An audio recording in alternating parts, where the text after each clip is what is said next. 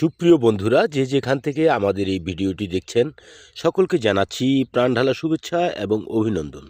কৃষি ও কৃষকের কথা থেকে আপনাদেরকে দেখাচ্ছি একটি আলু প্রকল্পের ভিডিও চিত্র। আপনারা যে যেখান থেকে দেখছেন, এবারে ইনশাল্লাহ আলুর ফলন ভালো, অবস্থাও ভালো।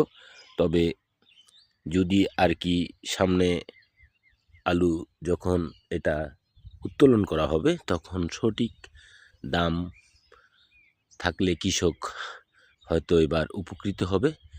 বিগত সময়ে তেমন কৃষক আলু চাষে তেমন কোনো লাভবান হতে পারেনি।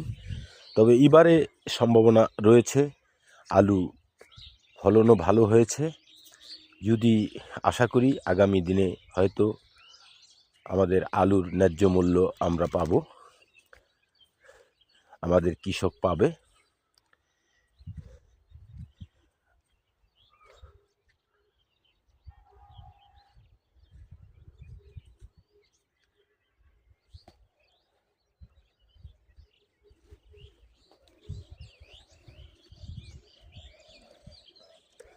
সুপ্রিয় বন্ধুরা, যে যেখান থেকে আজকে আমাদের এই ভিডিওটি দেখছেন, আসলে আমরা এটা আসলে ওষুধ দেওয়া হয়েছে খেতে। এই আলু খেতে আসলে স্প্রে করা হয়েছে যে যাতে কোনো ধরনের শীতকালীন কোনো রোগ ব্যাধি না ঘটে বা না হয়, সেজন্যে স্প্রে করা হয়েছে। আসলে আলুর গাছ এবং আলুর যে অবস্থা সেটা আমি দেখাচ্ছি।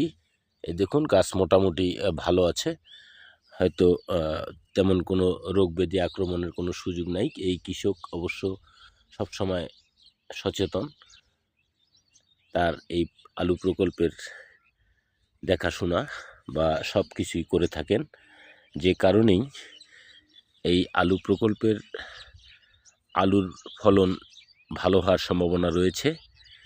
যদি আশা করি কৃষকের এই পরিশ্রম সার্থক হবে যদি কৃষক তার আলুর ন্যায্য মূল্য পায়।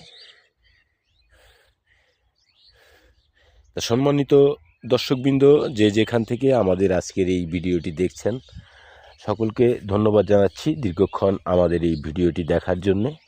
আমি একটি আলু প্রকল্পের আলু ক্ষেতের যে বাস্তব অবস্থা তা আপনাদের সামনে তুলে ধরলাম। ভিডিওটি দীর্ঘক্ষণ আপনারা দেখলেন।